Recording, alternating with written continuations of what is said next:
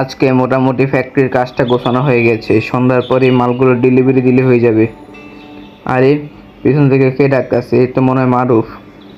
Ratul sir, একটু education কথা বলার ছিল। কি বলবা বলো মারুফ। রাতুল স্যার, আজকে তো ফ্যাক্টরির সব কাজগুলো গোছানো হয়ে গেছে, আর আপনি বলছিলেন একদিন যদি ফ্রি হন আপনার দাদুদের বাড়ি নিয়ে যেতেন আমাকে। আচ্ছা আগে সিঁড়িটা দিয়ে নিচে নামো, নিচে নেমে কথা বলি। হ্যাঁ বলো। তাহলে কি ভাববেন, যাবেন আজকে আপনাদের দাদুদের বাড়ি ঘুরে আসি আমরা? এই আশেপাশে দেখে তো মনে হচ্ছে মোটামুটি ফ্যাক্টরির সব কাজ ক্লিয়ার আছে, গেলে আজকে যাওয়া যায়, যাবে নাকি? তো চলো আজকে যাই আমরা। বাইরে আমার গাড়িটা আছে, বসো। আর আমাদের দাদুদের বাড়ি বেশি দূরত্ব না, 5 থেকে 7 ঘন্টার দূরত্ব। বসে পড়ো গাড়িতে, যেতে যেতে মনে হয় সন্ধ্যার দিক হয়ে যেতে পারে। তাহলে রাতুল স্যার, ওখানে যে সর্বপ্রথম আমরা ওখানে ঘুরতে যাবো রে।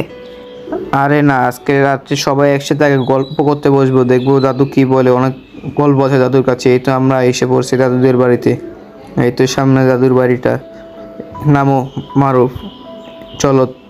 দাদু কোথায় আপনি? দাদু বের হন, দেখেন আমি আসছি। দাদু, আচ্ছা দেখো তো মারুফ ওই রুমটা আসছে কিনা। রাতুল স্যার, এখানে তো কেউই নেই।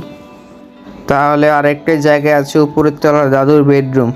চলো উপরে যেয়ে দেখি, দাদু ওখানে মনে শুয়ে আছে। এই যে দিকটা দিয়ে মনে হয় দাদুর বেডরুমটা। চলো। দাদু, এই তো দাদু শুয়ে আছে। দাদু ওঠেন। দাদু, দাদু।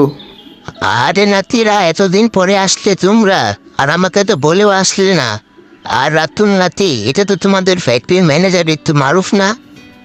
হ্যাঁ দাদু, এটা আমাদের ফ্যাক্টরি ম্যানেজার মারুফ। তো দাদু, আজকে আমরা কোন রুমটায় শোবো? শোয়ার কোনো চিন্তা করো না, শোয়ার জায়গা আমি রেডি করছি। তোমরা এখানে আসবাবপত্র যা রাখার রেখে দাও আলমারির মধ্যে, আর আমি ইচ্ছে যে তোমাদের জন্য খাবার দাবার রেডি করছি। ঠিক আছে, তোমরা জিনিসপত্র গুছিয়ে নাও। চলো মারুফ, রুমটার ভিতরে যে আমরা যা কাপড় চোপড় আছে যা রেখে দিই আলমারির মধ্যে, তারপরে দাদু শোয়ার ব্যবস্থা করে দিবেন। মারুফ কোথায় গেলে? এদিকে আসো মারুফ, এই আলমারির ভিতরে যা রাখার রেখে নাও, তারপর আমরা নিচে খেতে যাবো না। এই যে রেখে দিলাম আমার আসবাবপত্র, তোমারগুলো রেখে দাও। রাতুল স্যার, আমারটা হয়ে গেছে রাখা, চলেন আমরা নিচে যাই এখন। চলো নিচে যাই। নিচে মনে খাবার দাবার রেডি করে ফেলেছে দাদু। ওই তো খাবার দাবার সব রেডি করে ফেলেছে। নাতিরা খেতে বসো, খাবার দাবার শেষ করো, তারপর রুমে নিয়ে গিয়ে তোমাদের সাথে গল্প করবো না। মারুফ সুন্দর মতো সব খাবার দাবার খাও, শর্মায়ও না। আচ্ছা স্যার, কোনো অসুবিধা নেই। হ্যাঁ, খুব স্বাদ ছিল খাবারগুলো, শেষ খাবার। আচ্ছা নাতি, খাবার দাবার তো শেষ, আসো এখন আমরা একসাথে বসি। চলো, এই রুমটাই চলো। এই রুমটায় শোবো নাকি আমরা আজকে? হ্যাঁ নাতি, এই রুমটাই তোমরা আজকে শুও, ঠিক আছে? আমি পাশের রুমটায় শুয়ে থাকবো না, ঠিক আছে? রাতুল স্যার, এই রুমটা সুন্দর হবে, এই রুমটা আজকে আমরা শোবো না, পাশে আবার বারান্দাও আছে। আচ্ছা শোয়া দাওয়া বাদের কথা, এখন চলো আমরা সবাই একসাথে গল্প করতে বসি নাতিরা। আচ্ছা রাতুল স্যার, আপনার দাদুকে বলেন না কোনো একটা ভূতের ঘটনা বলতে। তাহলে দাদু আজকে একটা আমাদের জিনের ঘটনা শুনছি তো। আগেকার দিনে অনেক জিন ভূত দেখা যেত। আপনি কোনো একটা ঘটনা জেনে থাকলে আমাদেরকে শোনান। নাতিরা, জিনের ঘটনা তোমরা শুনবা, সেই ঘটনাটা আমার বলতে কেমন জানি লাগতেছে। ঘটনাটা খুবই বড়, তোমাদেরকে আমি বললে শুরু করলে তো খুবই দেরি হয়ে যাবে ঘুমাতে, তোমরা তো পরে সকালে উঠতে পারবে না। রাতুল স্যার, দাদুকে বলেন ঘটনা বলতে, এটা শুনতে হবে আমাদের। আচ্ছা দাদু, ঘটনাটা বলেন, সকাল হলে হোক, আমরা তারপরও শুনবো।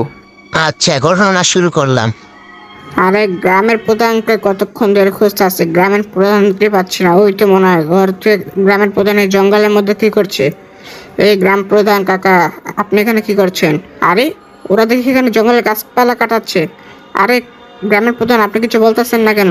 ওরা দেখি এখানে গাছগুলো কাটতেছে। আয় অনেক বড় না বিপদ হয়ে যাবে। গাছ কাটতেছে কেন? এই তোমরা থামো, গাছ কাটা থামো, গাছ কাটা থামো। আরে গাছ কাটা থামো তোমরা, আরে অনেক বড় বিপদ হয়ে যাবে, গাছ কাটা থামো। আরে তুমি তো আমাদের গ্রামেরই লোক, তুমি কাজ করা থামাচ্ছ কেন? আরে আপনি তো এই নতুন নতুন গ্রামের প্রধান হয়েছেন, আপনি তো জানেনই না গ্রামের ঘটনা। এই জঙ্গলে গাছ কাটা নিষিদ্ধ, এই জঙ্গলে জিনেরা বাস করে। এখানে গাছ কাটতে গেলেই পুরো গ্রাম ধ্বংসের মুখে চলে যাবে। আরে এও হাজগুবি মাজগুবি ঘটনা আমাকে বলো না, এগুলো আমি বিশ্বাস করি না। আরে তোমরা কাজ করা শুরু করো। এমন করে না গ্রাম প্রধান, আপনি তো জানেনই না ঘটনা। যদি গাছ কাটা শুরু করেন তাহলে তো পুরো গ্রামের জিনেরা চলে আসবে, সবাই মেরে ফেলবে। আরে কিছু হবে না, এই গাছগুলো আমরা পুরো জঙ্গলে পরিষ্কার করে এখানে বাড়ি করা তৈরি করবো, তোমরা গাছ কাটা শুরু করো। আরে আবহাওয়াটা কেমন খারাপ হওয়া শুরু করছে, নির্ঘাত এখন এগুলো জিনেদের কাজ। আমি এখানে থাকলাম না, আপনারা করেন, আমি চলে গেলাম। ওরা যা শুরু করলো মনে হচ্ছে পুরো গ্রামে এখন জিনেরা পুরো ধ্বংস করে ফেলবে। বিগত 30 বছর আগে এরকম একটা ঘটনা ঘটেছিল, গাছ কেটেছিল, গত 12 বছর সব ধ্বংস করে ফেলেছিল সে জিনেরা। হ্যাঁ, সন্ধ্যা হয়ে গেল সকাল থেকে, এই ক্ষেতের কাজটা শেষ, দেখি ওই ক্ষেতের কাজটা কি মজুরিরা ঠিক মতো করেছে কিনা। ওই তো সামনে ক্ষেতটা, আমার সকালের জন্য খুবই ভয় হচ্ছে কিছু হয় কিনা। এই তো মনে হয় ক্ষেতটা মোটামুটি কাজ শেষ। আরে এরা এখানে, আরে এই তো গ্রামের প্রধান আর ওই দুইটা কাঠুরে, আরে এদের 3 জনকে দেখে মেরে ফেলছে। নির্ঘাত এটা সেই জিনের কাজ, কি বিভৎসা ভাবে সবার মনে হচ্ছে তাদের হাত পা ধরে আশ্রিয়ে মারা হয়েছে তাদেরকে, সবার মাথা মতো থেতলে গেছে। আরে এগুলো কি করলো, বারবার আমি মানা করলাম, এখন তো ওই জিনেরা মনে হয় আমাদের গ্রামে চলে আসবে। 12 বছর আগে সেই জিনেরা বলছিল এরকম দ্বিতীয় ভুল করলে পুরো গ্রাম ধ্বংস করে ফেলবে।